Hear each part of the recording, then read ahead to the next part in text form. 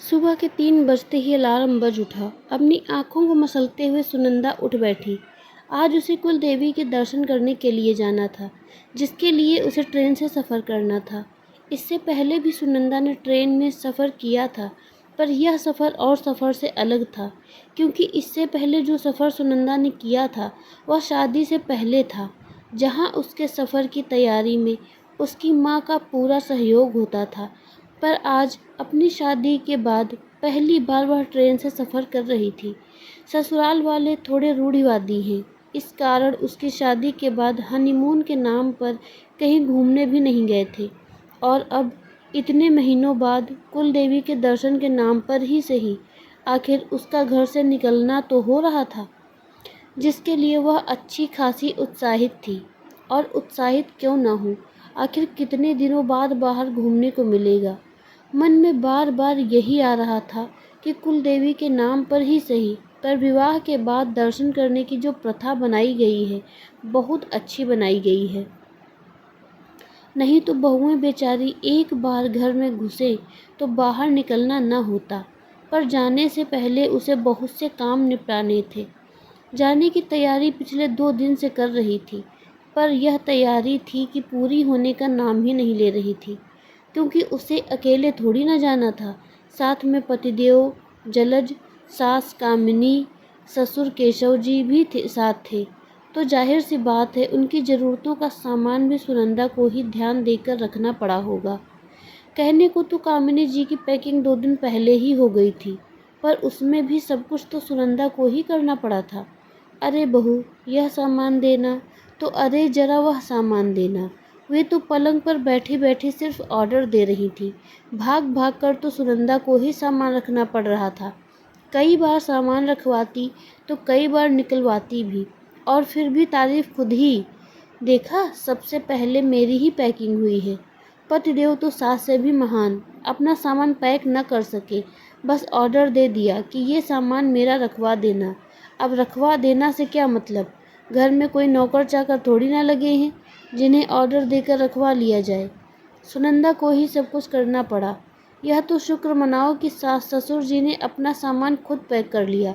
कल शाम को ही कामिनी जी ने बताया कि जाने से पहले सूखा नाश्ता तैयार कर लेना, कुछ हम सफ़र में ले जाएंगे और बाकी यहाँ देवर ननद के लिए छोड़कर जाना पड़ेगा।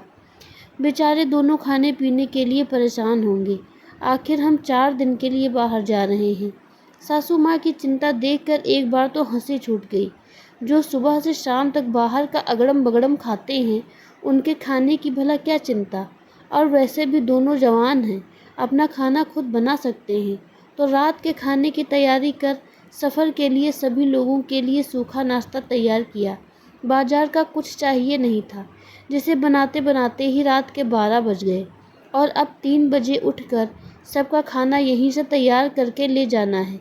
सासू माँ ने रात को हिदायत दे दी थी कि पराठे बना लेना, आलू की सूखी सब्जी, चटनी बना लेना, हमें रास्ते का खाना पचता नहीं है।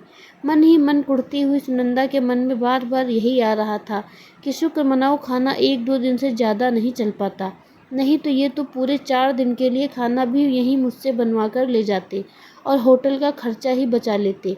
खैर, अब खाने की तैयारी के लिए भी उठना तो सुनंदा को ही पड़ा। उसने उठकर सारा खाना तैयार कर लिया। तब जाकर 5:30 बजे सबको चाय बनाकर जगाया, क्योंकि उससे पहले उठाने के लिए सासू माँ ने सख्त मना किया था। जब सबके गले में चाय गई, उसके बाद ही उठकर सब नहा धोकर तैयार हुए। उसमें भी 10 चीज़ें सुनंदा से ही पूछे जा रहे थे। ये सामान कहाँ रखा, वो सामान कहाँ रखा, पापा जी की दवाइयाँ रखी कि नहीं, गैस सब चेक कर लिया ना, लाइट के स्विच चेक कर लो, जैसे पता नहीं शादी के पहले कौन आकर चेक करता था। और वैसे भी सब यहाँ कहाँ जा रहे हैं, घर में ननद और देवर मौजूद हैं ना। खैर, सब कुछ होने के बाद आखिरकार एक बहू सुनंदा अपने सफ़र के लिए रवाना होती है। अरे नहीं नहीं, एक बहू के लिए सफ़र इतना आसान ही नहीं होता है। अभी तो ट्रेन में कई सामान जो भूले होंगे, उसके लिए तो बहू को ही सुनना है। सभी लोगों को नाश्ता खाना सर्व करने की जिम्मेदारी भी तो बहू की ही है। साथ ही साथ पापा जी की दवाई, मम्मी जी की दवाई भी बहू को ही देना है। ऊपर से बर्थ पर बेडशीट बिछाने का काम भी बहू को ही करना है। और सबसे बड़ी बात, सिर पर से पल्ला नहीं गिरना चाहिए। हे भगवान, एक बहू के लिए सफ़र कभी छोटा सा नहीं होता है। एक छोटे से सफ़र के लिए भी बहू को बहुत कुछ तैयार करना पड़ता है। आपका क्या ख्याल है? कमेंट करके ज़रूर बताएं। मिलते हैं अपनी अगली कहानी में, तब तक के लिए धन्यवाद।